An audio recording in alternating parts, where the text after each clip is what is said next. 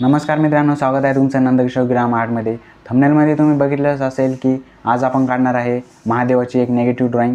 तर हा फोटो आहे आणि ह्या फोटोला नंतर आपण नेगेटिव्ह इफेक्टमधून बघणार आहोत। तर खूप मस्त होणार आहे मित्रांनो हा व्हिडिओ शेवटपर्यंत बघा।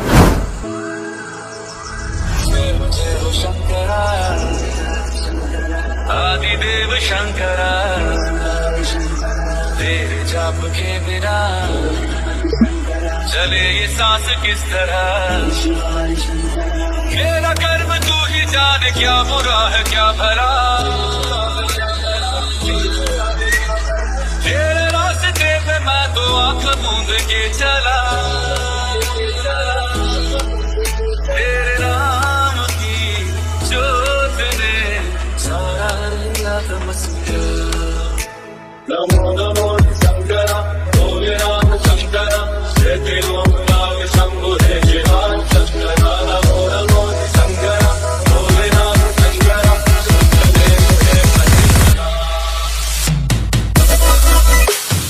आपलं चित्र कंप्लीट झालेलं आहे आणि आता वेळ आलेली आहे या चित्राला नेगेटिव्ह इफेक्ट मधून बघायची। यार मेरे को तो ऐसा धक धक हो रहा है, मेरे को भी हो रहा देखिए।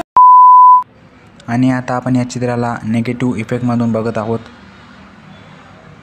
तुम्ही बघू शकता आपलं चित्र कसं दिसत आहे।